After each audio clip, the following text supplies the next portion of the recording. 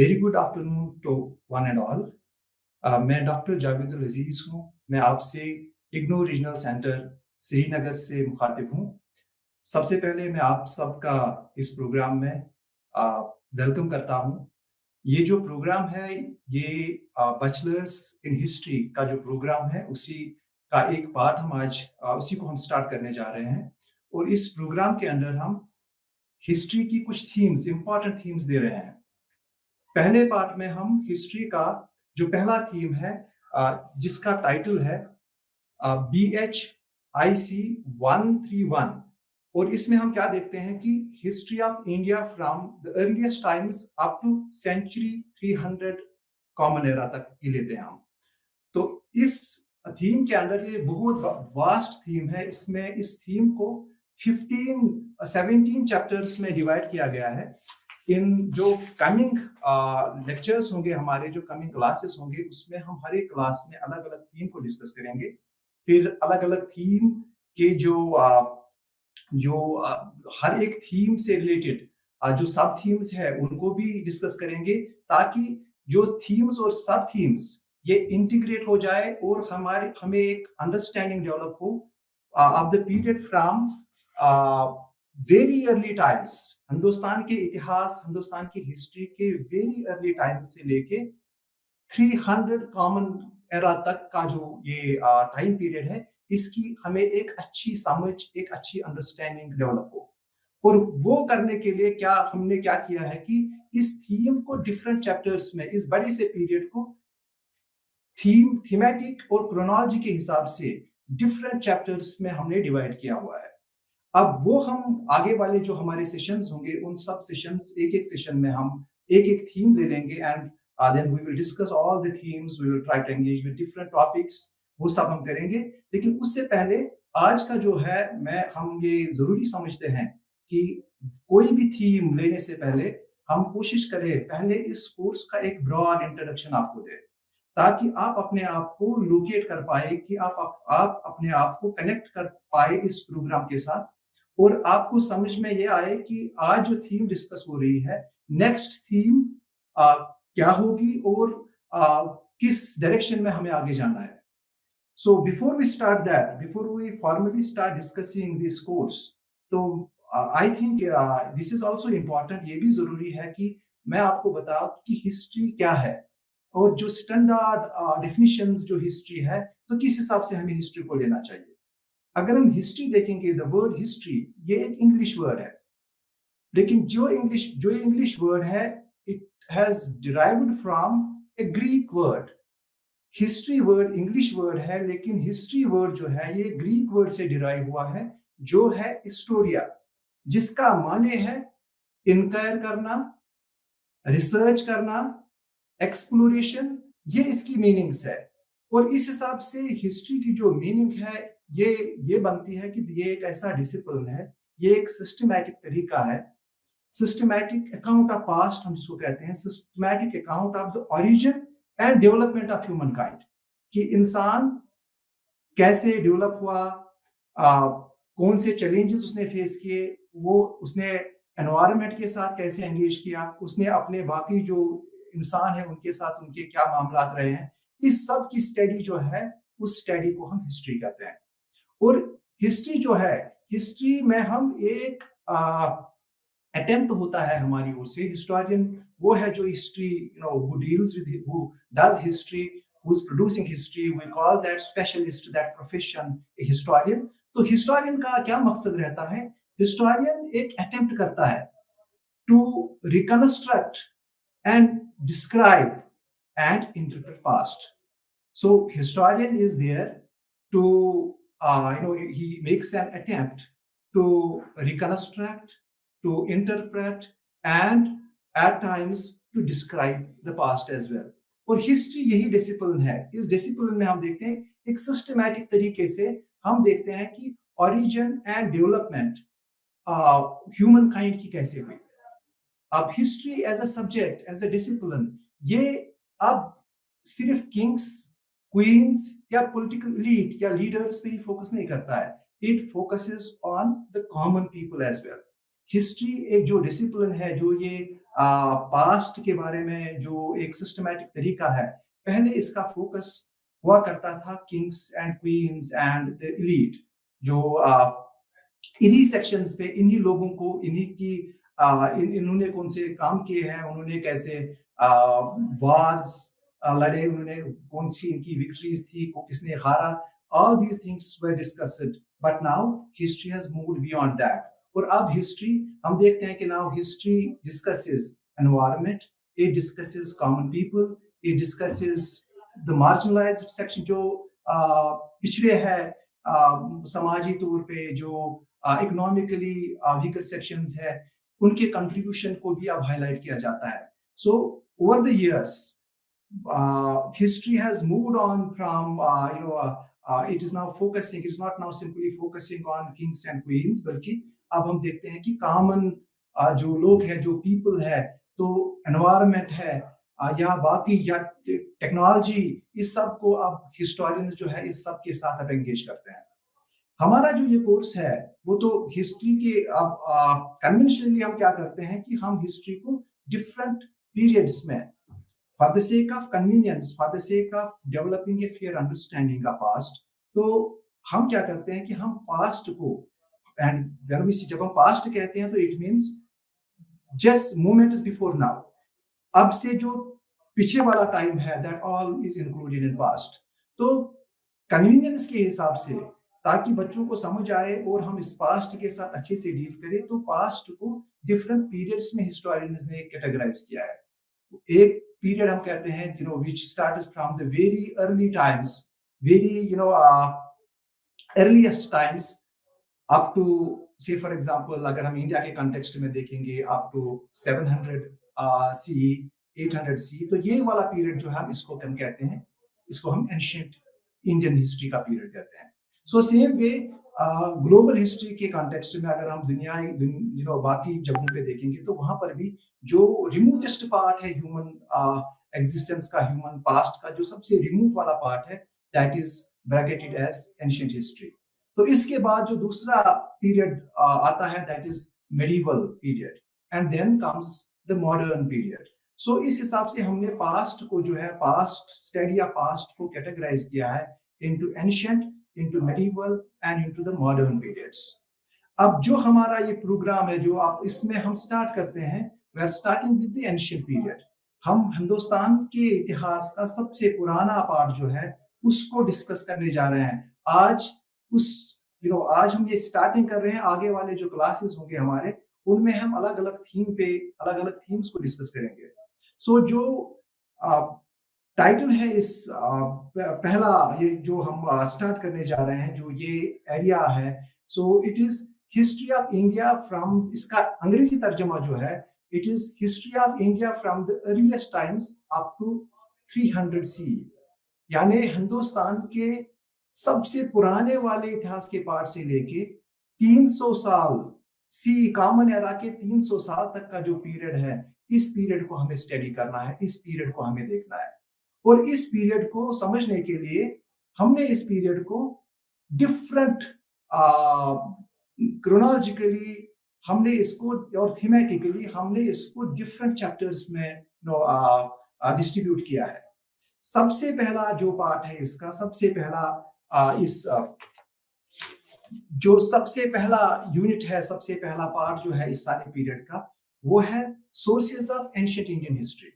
सो ऐसे ये लेके कुल टोटल 17 चैप्टर्स है जो हमें इस कोर्स के अंदर, जो हमें इस पार्ट, जो एंशिएंट इंडियन हिस्ट्री का ये पार्ट है, जिसमें हमें ये डिस्कस करनी है. So it starts with the sources of ancient Indian history and it ends with, ये कंक्लूड जब हम करते हैं ये part, it concludes with the growth of Tamil language and literature. So from the beginning of human life in India, in the Indian subcontinent, up to the growth of Tamil language and literature, ये जो part है ये हम इस course में discuss करते हैं. And there are 17 chapters in total.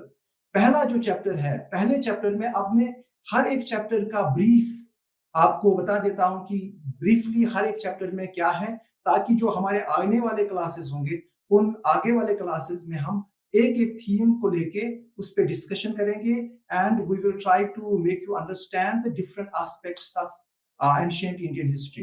तो पहला जो हमारा इस टॉपिक जो है, पहला जो चैप्टर है इस कोर्स में, इस कोर्स के कंटेंट में जो पहला चैप्टर है that is sources of ancient Indian history.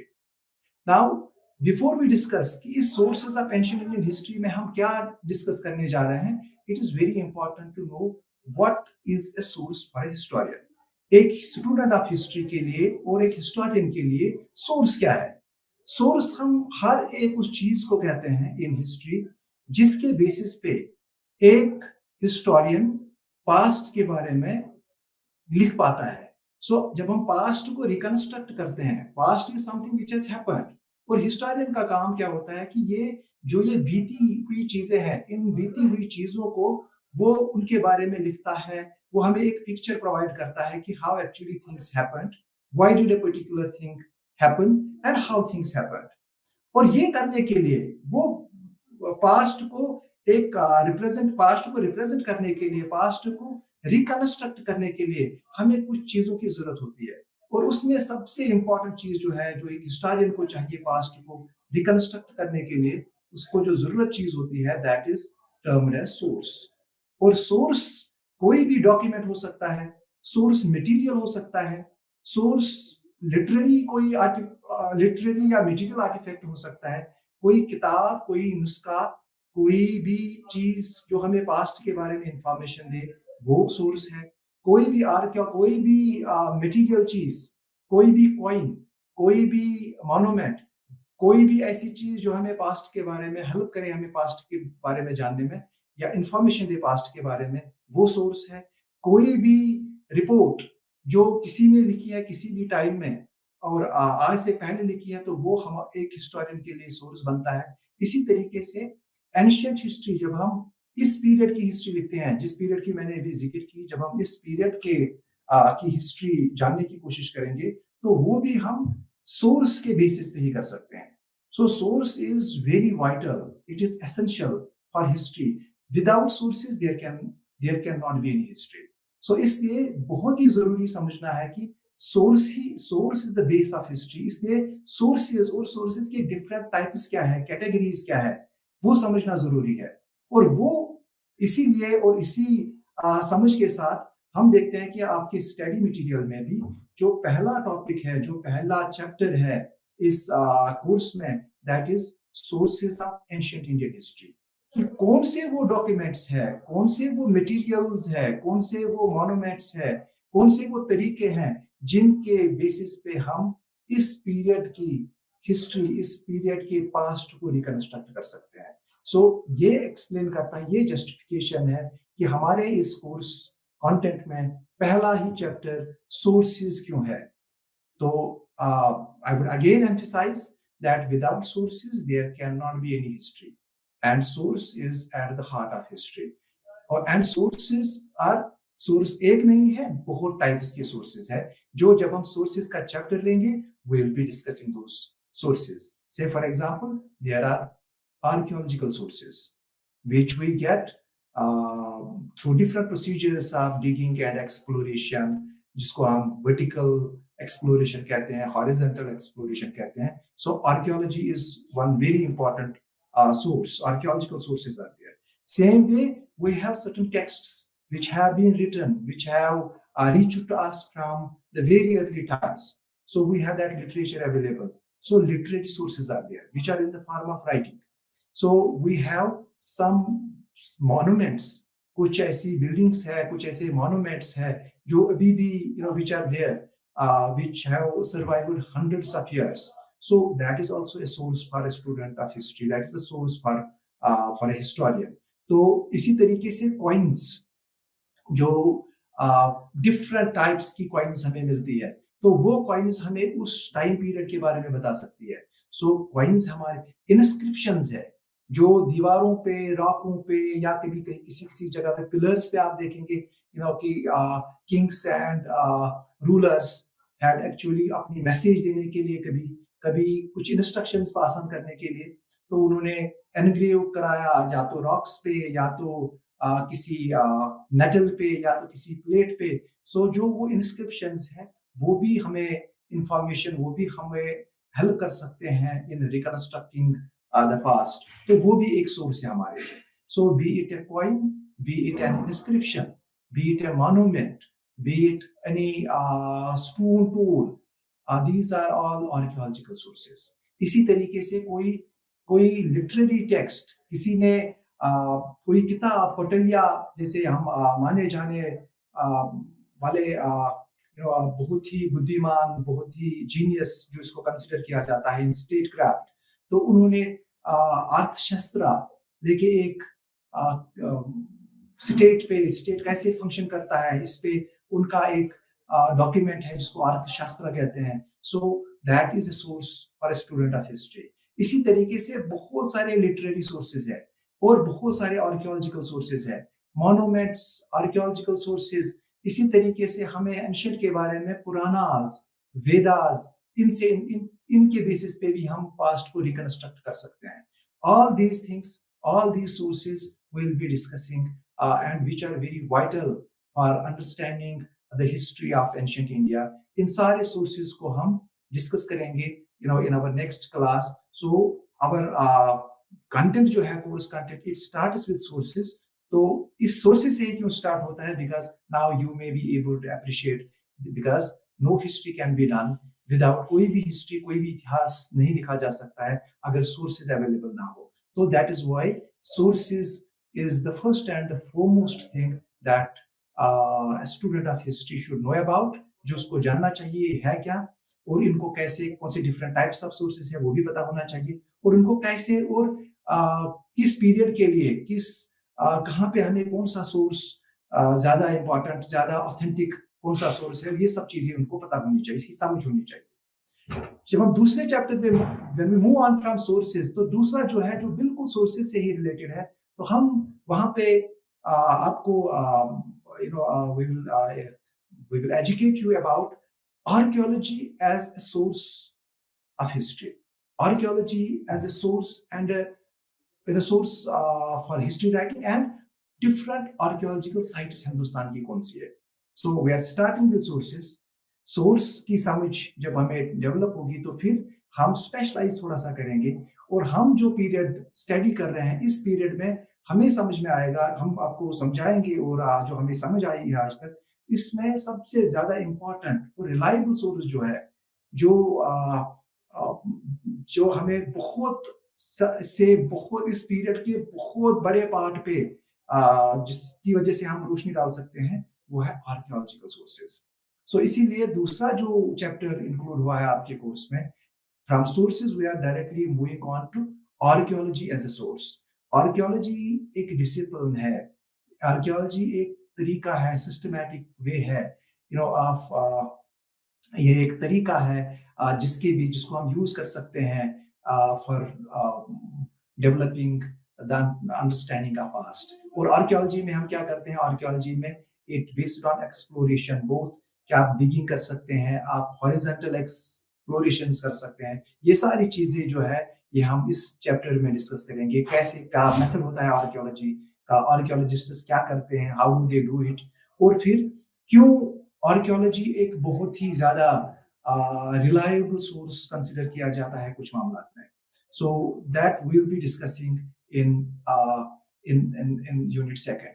तीसरा यूनिट जो है, अब क्योंकि जब हम सोर्स की बात करते हैं, आर्कियोलॉजी एज अ सोर्स की बात करते हैं, फिर प्रोमिनेंट आर्कियोलॉजिकल साइट्स की बात करते हैं, तो जहाँ पे वो इम्पोर्टेंट है वहां पे ये भी इम्पोर्टेंट है कि हम ये जाने कि हमारा जो मुल्क है जिसको हम इंडिया कहते हैं, इसके फिजिकल फीचर्स क्या है, what are the different geographical zones, geographical regions क्या है, सो उनके क्या कैरेक्टरिस्टिक्स है, कौन से फीचर्स है उन फिजिकल जो फीचर्स है हमारे मुल्क के, तो कौन से डिफरेंट फिजिकल फीचर्स यहाँ पे हमें यहाँ पे प्लेन्स भी मिलते हैं, हमें माउंटेन्स भी मिलते हैं, हमें डेजर्ट्स भी मिलते हैं, हमें वाटर बॉडीज भी मिलती हैं, हमें रिवर्स भी है यहाँ पे। सो ऑल दीज फीचर्स, इनको समझना जरूरी है, क्योंकि ज्योग्राफी का एक रूल रहता है इंसान के मेकअप में, इंसान के किस टाइप के इंस्टीट्यूशंस इवॉल्व होंगे, उसमें ज्योग्राफी का भी रोल होता है। सो ज्योग्राफी का रोल रहता है इंसान के कल्चर को बनाने में, इंसान के इतिहास को बनाने में। सो हिस्ट्री को अच्छे से समझने के लिए, ताकि हम इसको एक अच्छे पर्सपेक्टिव में डाल पाए, इसके लिए हम ये बहुत जरूरी है कि हम जानें कि इंडियन हिस्ट्री, जो फिजिकल फीचर्स है इंडिया के, उनकी फॉर्मेशन और उनके कैरेक्टरिस्टिक्स को हम डिस्कस करें। यहाँ से आगे चल के हम फिर डिस्कस करेंगे जो सबसे पुराने वाले इंसान यहाँ पे इंडियन सब कॉन्टिनेंट में रहे, तो वो कैसे उन्होंने सरवाइव किया, क्या तरीका था उनको अपने आप को आप को बचाने का, अपने आप को एनवायरनमेंट के साथ एडजस्ट करने का, और अपने लोगों के साथ रहने का उनके क्या तरीके थे, वो फूड कैसे क्या खाते थे, how they procure that food, वो उनको कहाँ से मिलता था, वो हंटिंग पे ज्यादा कि वो कल्टीवेटर्स थे, उन्होंने डोमेस्टिकेशन, ये सारी चीजें जो है ये हम यूनिट 4 में डिस्कस करेंगे, जिसका टाइटल है हंटर गैदरर्स। तो इसमें हम ये हंटर गैदरर्स जो है, इनके बारे में भी हमें बहुत सारी इंफॉर्मेशन जो है वो आर्कियोलॉजिकल सोर्सेज से ही मिलती है। आर्कियोलॉजी हमें बताएगी, आर्कियोलॉजिकल सोर्सेज से ही हम कोशिश करेंगे जानने की कि ये हंटर गैदरर्स जो थे, हंटर गैदरर्स कैसे, how they lived their life, what उनका उनका तरीका क्या था, हंटिंग कैसे करते थे, इनके टूल्स क्या थे, इनके बारे में जो इंफॉर्मेशन है वो बहुत ज्यादा बहुत हद तक हमें आर्कियोलॉजिकल सोर्सेज से ही मैसर होगी। और इसमें हम आगे चल के फिर हम ओरिजिन ऑफ एग्रीकल्चर इस यूनिट में डिस्कस करेंगे। सो हंटर गैदरर का जो फेज था, उसमें मैन और woman, human kind was not able, they had not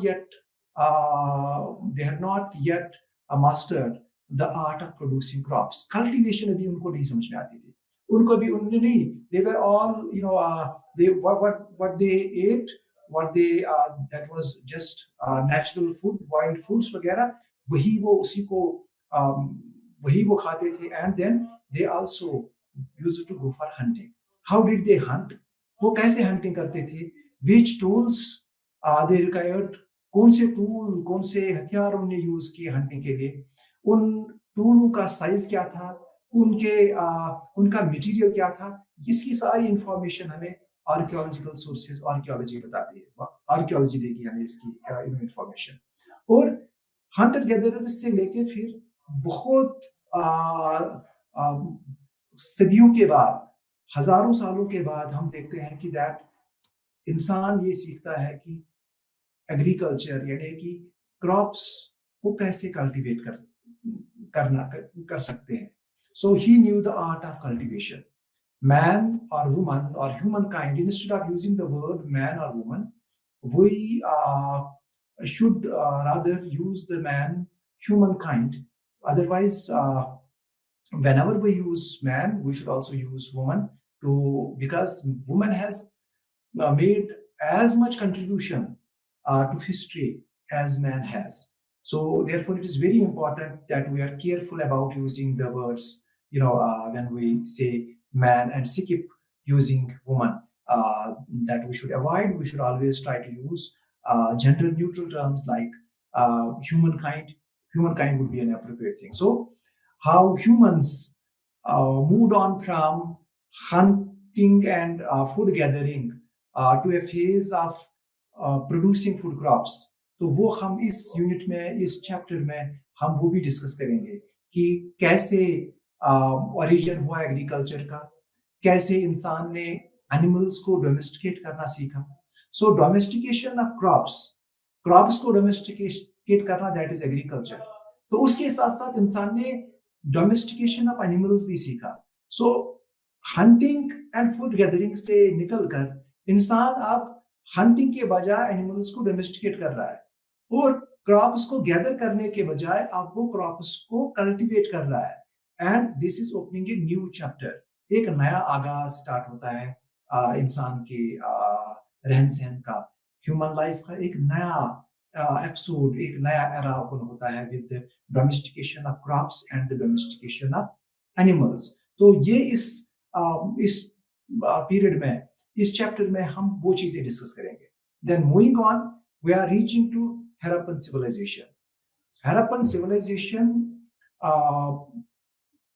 Harappa, this is a place which was first excavated. उसके नाम पे जब ये civilization, इस civilization की जब पहली बार इस civilization के बारे में पता चला, तो वो जहाँ पे डिगिंग स्टार्ट हुई थी आर्कियोलॉजी के थ्रू, जहाँ पे पहला जो साइट एक्सकेवेट हुआ था, दैट वाज इन हड़प्पा। सो इस सिविलाइजेशन को हम हड़प्पन सिविलाइजेशन कहते हैं। तो एक बहुत वंडरफुल सिविलाइजेशन की इंफॉर्मेशन हमें मिलती है हड़प्पा से स्टार्ट होके, फिर ये बहुत बड़ा ज्योग्राफिकल एरिया कवर करता है। और इस सिविलाइजेशन के बारे में ये इंडस रिवर के बैंक्स पे इसके बहुत सारी साइट्स हमें मिली है। सो कभी कभी हम इसको इंडस वैली सिविलाइजेशन के नाम से भी कहते हैं, क्योंकि बहुत सारी साइट्स इसकी इंडस रिवर के ही बैंक्स पे मिली है। But historians prefer to use Harappan civilization. ज्यादातर वो हड़प्पन सिविलाइजेशन ही यूज करते हैं, क्योंकि स्टैंडर्ड ये है कि जिस सिविलाइजेशन की पहली साइट जहाँ पे एक्सकेवेट होती है, तो उसके नाम पे उस सारी सिविलाइजेशन का नाम रखा जाता है। तो हड़प्पन सिविलाइजेशन के अंदर हम पहले इसका ओरिजिन देखेंगे। पहले ये क्रोनोलॉजी इसकी कि ये सिविलाइजेशन, इसकी अगर हम डेटिंग करेंगे तो कहाँ से ये स्टार्ट होती है। ये 5000 सी बीसी से स्टार्ट होता है, 4000 बीसी से स्टार्ट होता है, कहाँ से स्टार्ट होता है। सो क्रोनोलॉजी पहले हम उस पर फोकस करेंगे। देन इसकी ज्योग्राफी देखेंगे कि ज्योग्राफिकल एरिया कहाँ पे, कौन से एरियाज में कहाँ पे ये सिविलाइजेशन थी, एंड देन कि ये सिविलाइजेशन फैली कैसे।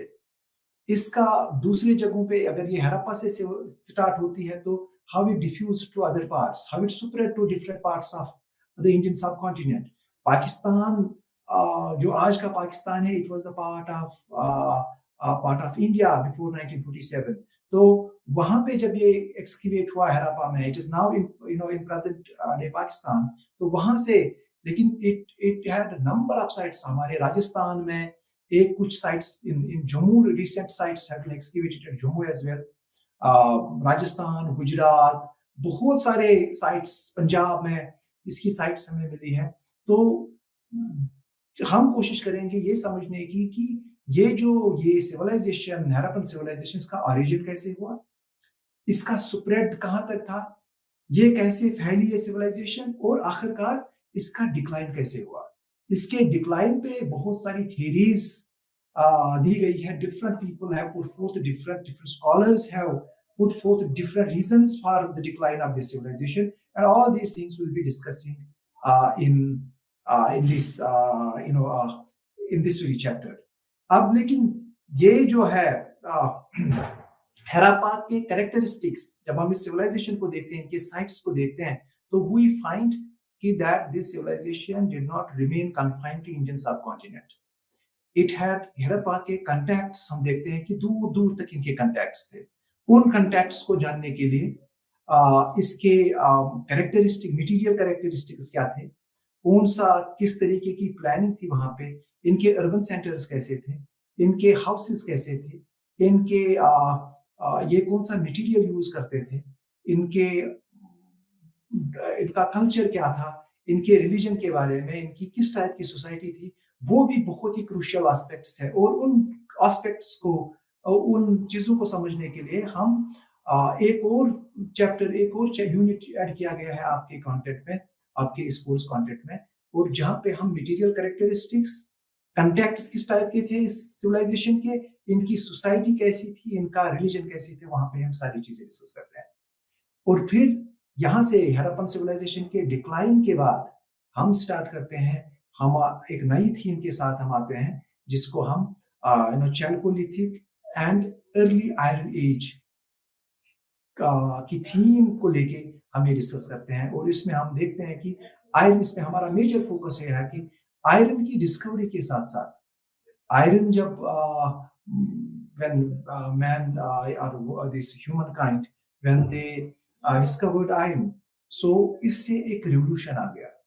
So it was used in warfare, it was used in clearing the forests, it brought in agricultural revolution.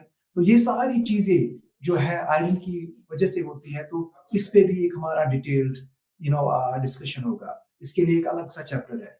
तो उसके बाद हम we keep on moving forward and then we discuss. We reach to what is termed as the early Vedic age और early Vedic times में हम आते हैं.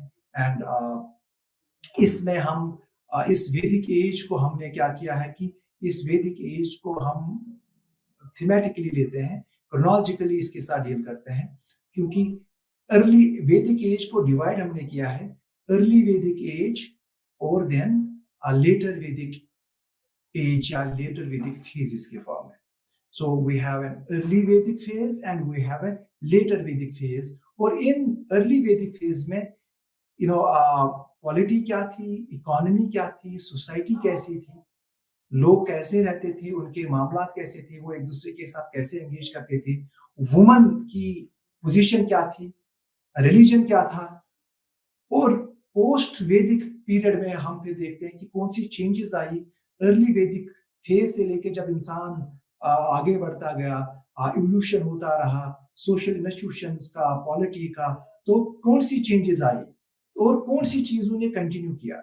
सो ये सब चीजें हम देखते हैं. We discuss these things in early Vedic society and changes in later Vedic phase. तो ये पार्ट हम चैप्टर 9 तक लेके हम वहां तक पहुंचते हैं. देन आफ्टर दिस वैदिक पीरियड के बाद, और वैदिक पीरियड के लेटर वैदिक पीरियड के साथ ही स्टार्ट होता है एक स्मॉल स्केल पे state formation, rise of urban centres, ये चीजें स्टार्ट होती है. और हमें देखते हैं, हमें कुछ यहाँ पे हम देखेंगे जिनको हम कहते हैं जनपंडास एंड महाजनपंडास. ये चीजें हम डिस्कस करेंगे. It will not be appropriate to use any synonyms state या कुछ इनके लिए यूज करेंगे. इनको हम इनके इन टर्म्स के हिसाब से एंगेज करेंगे इनके साथ. जनपंडास और महाजनपंडास ये पॉलिटिकल एंटिटीज थी. इन पॉलिटिकल एंटिटीज के क्या कैरेक्टरिस्टिक फीचर्स थे, कैसे ये हमारे आज के जो स्टेट्स है उनकी प्रोटो फॉर्म है, उनकी प्रिमिटिव एक फॉर्म है. ये जनपंडास और महाजनपंडास में से कौन सी सर्वाइव कर पाई, कौन सर्वाइव नहीं कर पाई, कैसे फिर इनका जिन्होंने सर्वाइव किया कैसे वो ट्रांसफॉर्म हुए स्टेट्स में, कैसे वो स्टेट्स पर एम्पायर्स बने, वो हमारा आगे का डिस्कशन होगा. So janapadas, mahajanapadas, rise of urban centres, society और इकोनॉमी यहाँ तक इन पीरियड्स में कैसी थी, all these things we are discussing in unit 10. We are still left out with 7 more chapters, 7 more units in this in this course. So you can just make a guess that how vast this course is and how interesting it is going to be if we relate one theme with the other and move on in a chronological and thematic way. अगर हम chronology और thematic हिसाब से चलते रहेंगे तो then it will be a very interesting course. So moving ahead, we will then reach to a different period in early Indian history. तो वहां पर हम देखते हैं कि जनपंडास, महाजनपंडास की इमर्जेंस के बाद उसके साथ साथ हम देखते हैं कि कुछ सोशल रिलीजियस रिफॉर्म मूवमेंट्स का भी आगाज होता है. So there are certain reforms, new religions और न्यू रिलीजियस आइडियाज डेवलप होते हैं, जिसमें खासकर हम बुद्धिज्म, जैनिज्म, अजीवाकिज्म, इन रिलीजियस आइडियाज इनकी बात करेंगे. बुद्धिज्म कैसे इमर्ज होता है, कौन से सोशल फोर्सेस इसको बारस में लाते हैं, क्या इसकी टीचिंग्स थी, क्या इसका इम्पैक्ट रहा सोसाइटी पे, कैसे बुद्धिज्म फैला, कैसे फिर इसका डिक्लाइन हुआ. All these things will be discussing in this very unit. और इसके साथ साथ दूसरा जो मजहब, दूसरा जो रिलीजन बारस में आया, दैट इज जैनिज्म. तो जैनिज्म भी वो भी एक बहुत ही इम्पोर्टेंट रिलीजन रहा है एंशिएंट टाइम्स में. तो ये जैनिज्म, इसकी क्या टीचिंग्स थी, कौन इसके प्रॉफिट्स थे, who were the propounders of this religion, ये रिलीजन बुद्धिज्म के कंपैरिजन में क्यों ज्यादा नहीं फैला, क्यों ज्यादा फॉलोइंग नहीं अट्रैक्ट कर पाया। सो वो हम देखेंगे क्या चैलेंजेस थे इसमें, और ओवरऑल इनका इम्पैक्ट हिंदुस्तान की सोसाइटी पे क्या रहा। सो दैट क्या चीजें, कौन सी लिगेसीज इन्होंने छोड़ी। सो all these kind of things we'll be discussing in this very unit।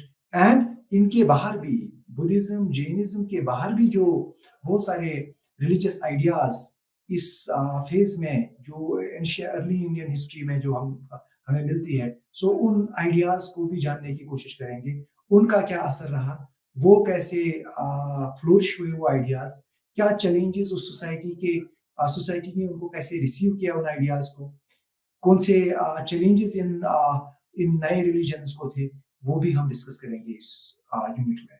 Then we would move on. अभी तक जो हम हिंदुस्तान के इंडिया के इतिहास की बात कर रहे थे, और हम देखते थे कि इंसान ने यहाँ पे कैसे स्टार्ट किया, कैसे एनवायरनमेंट के साथ एंगेज हुआ, वो कैसे अपने बाकी लोगों के साथ कैसे हंटिंग की, कैसे फूड गैदर किया, वो सारी चीजें हमने हड़प्पन सिविलाइजेशन के बारे में देखा।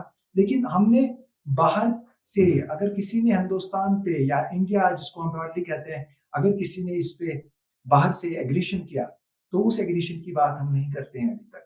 हम यूनिट नंबर 12 में अलेक्जेंडर के इन्वेजन को डिस्कस करेंगे कि अलेक्जेंडर के का इन्वेजन कब हुआ, कौन से रूट्स उसने फॉलो किए, कौन सी किस टाइप की रेजिस्टेंस उनको यहाँ से मिली, क्या सोर्सेज है, हमें क्या बताता है, हमें उस टाइम के सोर्सेज हमें अलेक्जेंडर के इन्वेजन के बारे में क्या बताते हैं।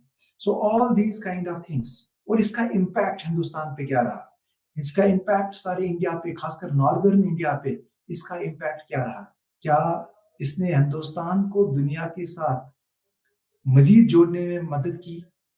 हर एक इन्वेजन के नेगेटिव्स होते हैं, लेकिन उन नेगेटिव्स को फिर उन नेगेटिव्स को से जब हम निकलते हैं, तो कुछ हमें क्या कह सकते हैं, क्या ये कहना ठीक होगा कि इन्वेजन, अलेक्जेंडर के इन्वेजन से हिंदुस्तान की connectivity with the rest of this part of the world वो बढ़ गई, या कुछ नए स्कल्पचर के बारे में, कुछ आर्ट के बारे में कुछ नई चीजें इंट्रोड्यूस हुई यहाँ पे, या ट्रेड कनेक्शंस, नई अपॉर्चुनिटीज ओपन अप हो गई। सो ये देखेंगे कि अलेक्जेंडर के इन्वेजन के बाद क्या हुआ, how when the Indians responded to that, how it in India की इमेज वेस्टर्न सोर्सेज में, तो उनका जो परसेप्शन था हिंदुस्तान के बारे में वो कैसे चेंज हो गया when they actually came in contact with India। so इसमें हम वो सब चीजें वो कोशिश करेंगे। देन अलेक्जेंडर्स इन्वेजन के बाद हम बात करेंगे, इन नेक्स्ट जो हमारा यूनिट होगा उसमें हम बात करेंगे about the establishment of the first empire, जिसको हम फर्स्ट एम्पायर की बात कहते हैं इंडियन इसमें, मौर्यन एम्पायर की बात करेंगे कि इनका मौर्यास का रूल कैसे स्टार्ट होता है, कहाँ से बेस कहाँ क्या बनती है इनकी। जैसे हमने अभी जनपंडाज और महाजनपंडाज की बात की, तो उन महाजनपंडाज में एक महाजनपंडाज जिसका नाम था मगध, वो मगध सबसे सक्सेसफुल महाजनपंडाज इमर्ज होती है, और वो महाजनपंडाज ही एक प्रिकर्सर रहता है for the emergence of the Mauryan empire. तो मौर्यन रूल जो है ये कैसे एस्टैब्लिश हुआ, ये कैसे एस्टैब्लिश होके ये कैसे कंसोलिडेट हुआ, ये कंसोलिडेशन के साथ साथ एक्सपैंड कैसे हो गया, और एडमिनिस्ट्रेटिव स्ट्रक्चर क्या था, पॉलिसीज इसके रूलर्स जो मौर्यन एम्पायर में अंडर जब हम एक बड़े रूलर की बात करते हैं, अशोका की बात, तो वो उसकी पॉलिसीज क्या रही, कैसे टॉलरेशन की पॉलिसी उन्होंने अडॉप्ट की, क्या उनकी इंस्ट्रक्शंस उनके सब्जेक्ट्स की ओर क्या थी। All these things we'll be discussing in the establishment of this Mauryan rule, and the जो ये एम्पायर मौर्यन एम्पायर या मौर्यन रूल जो है इसकी बात जब हम करते हैं, then we move on to administrative.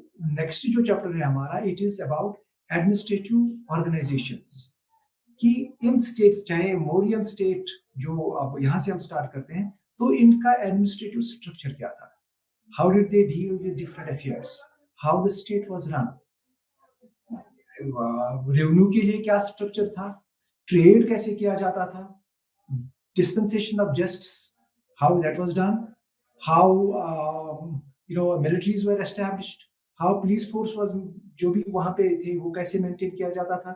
So different aspects जो स्टेट क्राफ्ट में डिफरेंट तरीके होते हैं वो कैसे एडमिनिस्टर किए जाते हैं। So we would try to know about, we would be discussing different administrative organisation, जो एडमिनिस्ट्रेटिव ऑर्गेनाइजेशन थी इस एम्पायर की, उसमें कौन सी चेंजेस आई, इकोनॉमी इनकी क्या थी, मौर्यन स्टेट जो था, मौर्यन एम्पायर जो थी, इनकी इकोनॉमिक सोर्सेज क्या थे, कहाँ से सबसे ज्यादा इनका रेवेन्यू जनरेट होता था, ये ट्रेड के थ्रू ज्यादा रेवेन्यू उनको आता था कि ये एग्रीकल्चरल टैक्सेशन के थ्रू आता था, ये टैक्सेस कैसे यूज किए जाते थे, क्या जो उस टाइम के जो सब्जेक्ट्स थे, जो जिनको हम क्या वेलफेयर मेजर्स लिए जाते थे, कंस्ट्रक्ट ये एक्सपेंडिचर पैटर्न क्या था उनका, इकोनॉमी, सोर्सेज ऑफ इनकम, उसको खर्च कैसे किया जाता था।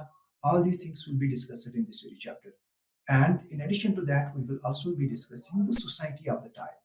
कि social groups, social formations क्या थी, कौन से social groups थे, वुमन की क्या पोजीशन थी, पेजेंट्स कैसे थे, जो आर्टिजन्स थे उनका स्टेटस क्या था।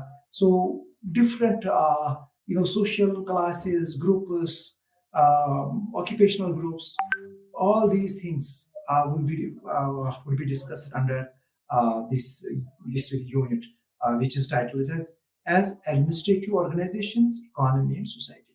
English में इसका ये टाइटल दिया है। So then we move on to early state formations in Deccan and Tamil Nadu. So we are now for the first time, we इस कोर्स में जब हम चलते हैं तो अभी तक हमारा ज्यादा कंटेंट जो था वो डील करता था नॉर्थ इंडिया से, नॉर्दर्न इंडिया से। लेकिन अब हम India is a vast country, जो फिजिकल फीचर्स के बारे में जब हमने we discussed about in unit third में जब हम बात करेंगे दिस इंडियन हिस्ट्री के physical features, formation and characteristics, तो साउथ के अपने उसके अपने फीचर्स है, सो नॉर्थ के अपने फीचर्स है। So we have this a very varied, it's a very pluralistic kind of country. This is we have variation in terms of climatic zones, different eco zones हैं हमारे हिंदुस्तान में, different cultural patterns हैं, different land formations हैं, different physical features हैं।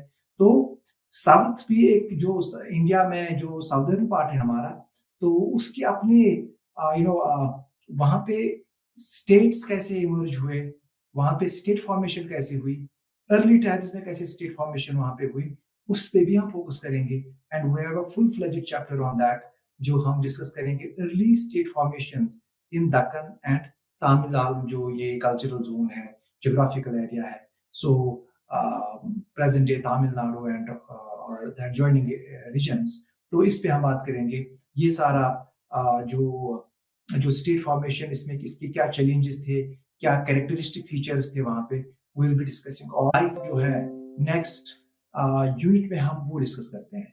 इस period में यानी कि वी आर नॉट, जब हम एग्रीरियन सेटलमेंट्स की बात करेंगे तो it will be agrarian settlements in India, in early India, from very early time, from the earliest times up to the period that I talked about at the very beginning. So 300 common era tak. So agrarian unit number 16 में हम agrarian settlements की बात करेंगे। Will be talking about agrarian society. Also हम discussion करेंगे trade expansion पे, urban centres के this urban centres कैसे इमर्ज हुए, और इंडियन जो पेनिनसुलर इंडिया है उसमें ये सारा फोकस जो है वो पेनिनसुलर इंडिया में होगा। सो it is deep south, surrounded, you know, by water from three sides. So ये जो peninsular India है, इसमें agrarian settlements, agrarian society कैसी थी, trade expansion कैसे हुआ, urban centers कैसे emerge हुए, and these all things will be discussed. Plus how they can be related to the northern part of the country. So एक इनके बीच में कैसे एक इंटर कैसे डेवलप हो गई, एंड आइसोलेशन किस हद तक थी वहां पे, कैसे आइसोलेशन डिफरेंट रीजन्स की ब्रेक हुई. सो वो that will be discussing. Then we will move on to same way we will move on to the last unit जो है हमारा, there our focus would be growth of Tamil language and literature. So it is again about southern India. So this is very important, how Tamil language, developed, how it grew, कैसे growth हुई Tamil language और Tamil literature की. So इस unit में हम focus करेंगे, we'll be focusing on growth of Tamil language and literature. Contribution from different players, key literary texts कौन सी है इसकी, so all these things will be talking about.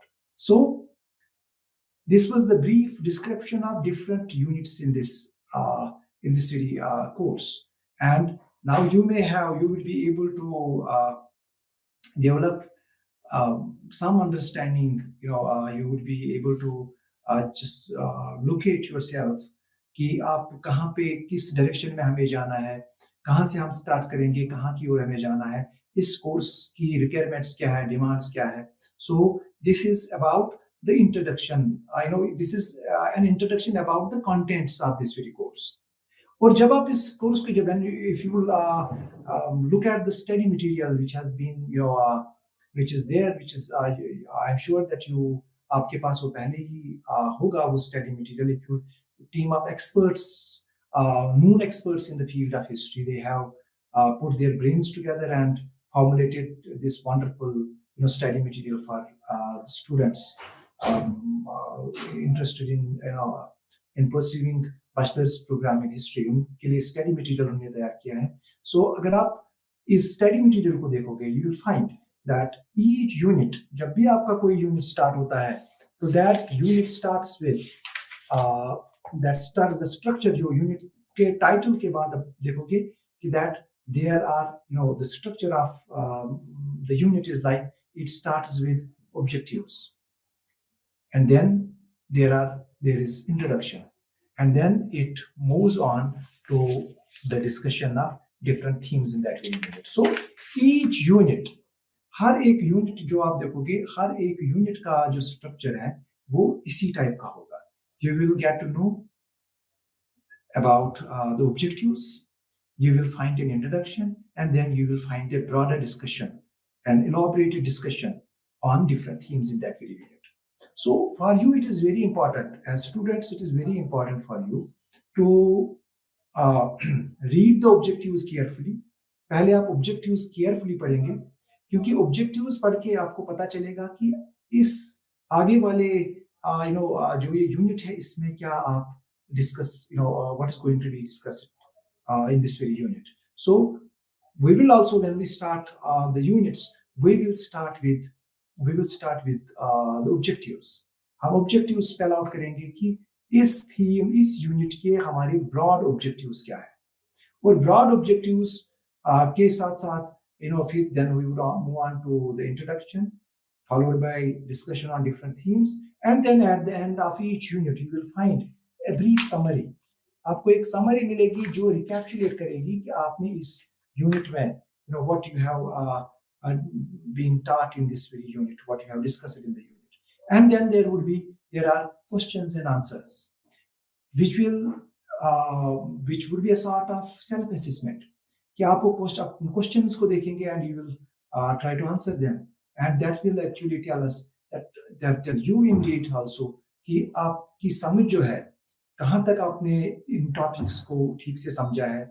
And if there are difficulties, then those difficulties can be communicated. There are set mechanisms in place जिनके जरिए आप अपनी उन queries, उन questions को हाईलाइट कर सकते हैं.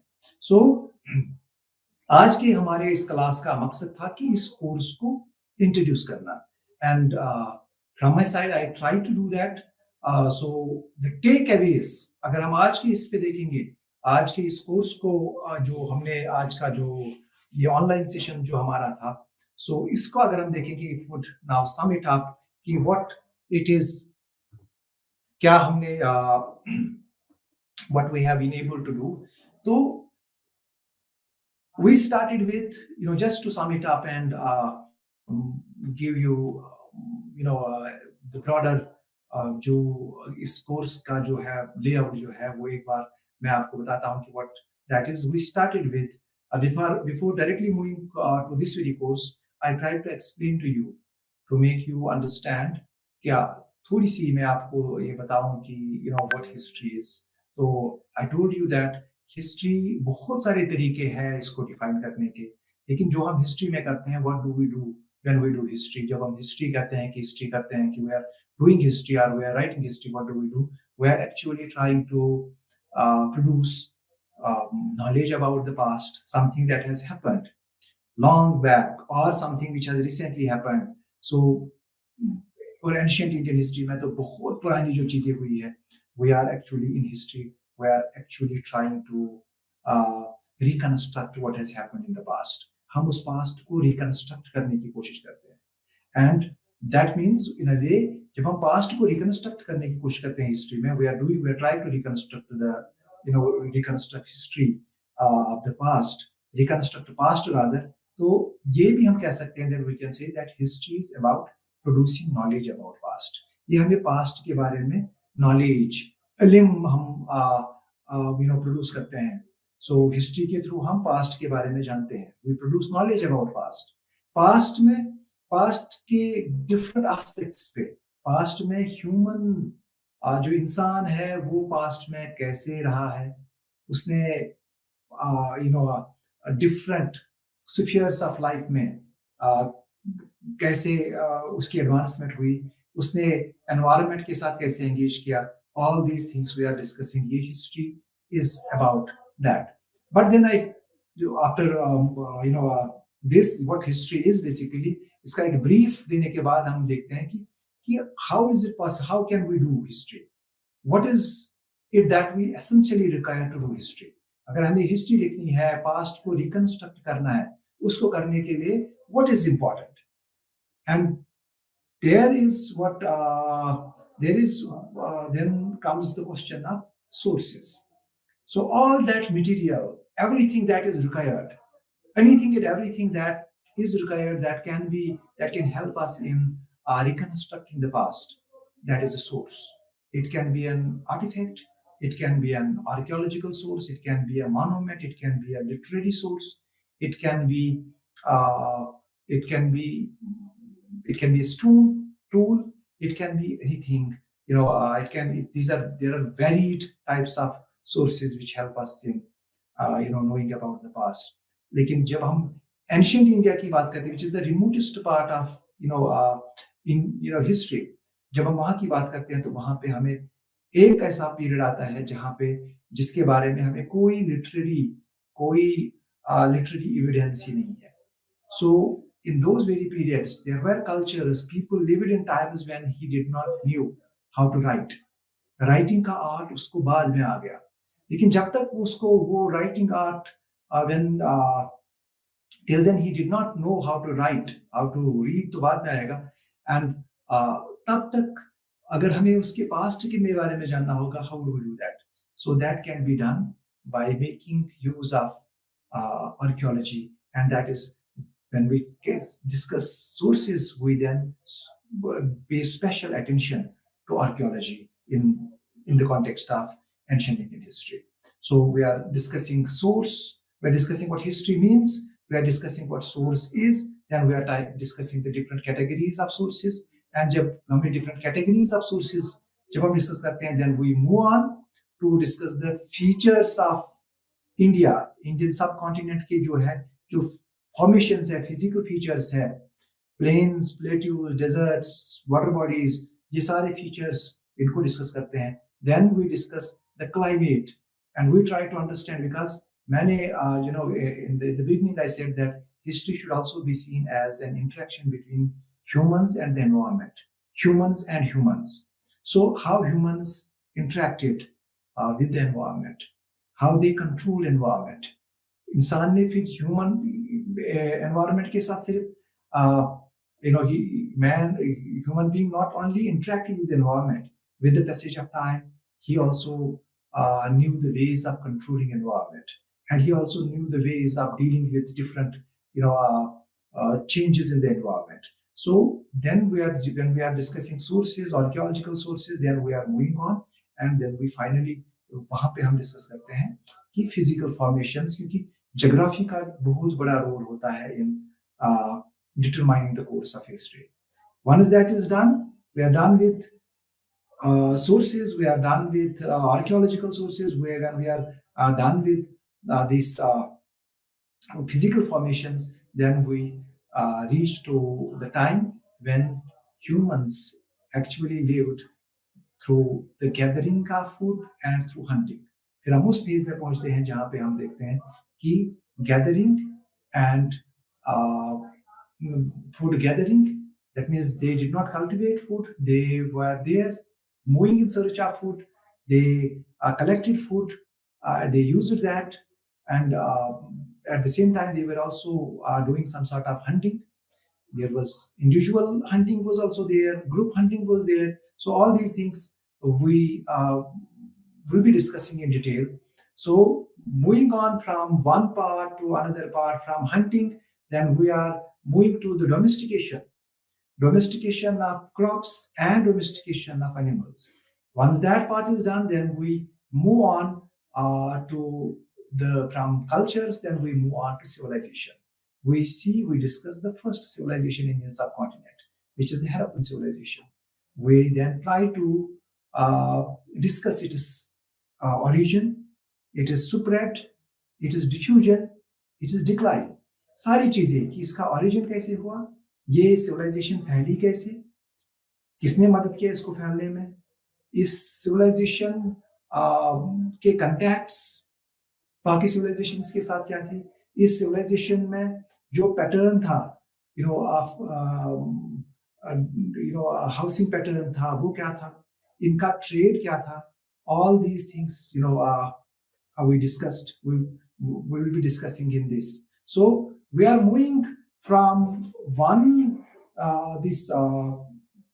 area to another area. एक से स्टार्ट हम करते हैं कि हिस्ट्री क्या है, फिर हिस्ट्री लिखने के लिए, हिस्ट्री को समझने के लिए हमें कौन से चीजों की जरूरत होती है. So we are discussing that. We are then discussing the sources. फिर sources में इस जो कोर्स हम डिस्कस करने जा रहे हैं, जो कोर्स हमारा है, उस कोर्स में सबसे इम्पोर्टेंट कौन सा सोर्स हमें, which source can be considered as the most reliable source, सबसे इम्पोर्टेंट सोर्स कौन सा है वो हम देखते हैं. Then we move on to discuss physical features. Physical features से लेके हम हंटिंग गैदरिंग फेज जो है वो डिस्कस करते हैं. हंटिंग गैदरिंग जब हम डिस्कस करते हैं तो उसके बाद जो दूसरा पीरियड है वो हम कल्चर से लेके सिविलाइजेशन तक पहुंचते हैं कि हड़प्पन सिविलाइजेशन जो है ये कैसे वारस में आई, इसका उरूज जो है वो कैसे हुआ, इसका जवाल जो है वो कैसे आया, इसके कंटैक्ट जो थे दूसरे सिविलाइजेशंस के थे वो किस टाइप के कंटैक्ट्स थे. उन कंटैक्ट्स को ये पार्ट डिस्कस करके then we move on to the other aspect of this ancient Indian history, that is about the Vedic era, जिसमें हम वैदिक टाइम्स को, उसमें पॉलिटी क्या थी, सोसाइटी किस टाइप की थी, इकोनॉमी क्या थी, कौन सी चीजें अर्ली वैदिक टाइम्स में प्रोमिनेंट थी, कौन सी चेंजेस आई और पोस्ट वैदिक पीरियड में वो प्रोमिनेंट रही, कंटिन्यूटीज क्या थी, चेंजेस क्या थी. ये वाला पार्ट जो है ये हम चैप्टर्स के हिसाब से we are moving on from one aspect to another aspect, and finally जो है हमारा then we are moving from north India to the southern India, because as I said earlier south India is equally important, and we are discussing that, and then our this is ending there, and with this was a brief introduction of today's course. एक brief introduction था. आगे वाले classes में we will take it forward, theme by theme, unit by unit, and we will discuss different themes and sub-themes in the unit, and we will start again with the objectives, and at the end we will try to see how much we have learned. So I will take your leave. Thank you very much. आज के लिए इतना काफी है. I hope you would have enjoyed this session. In the next session, we will come up with the first theme, that is sources of ancient Indian history. That will be the proper theme, first theme for our next class. Thank you very much and namaskar.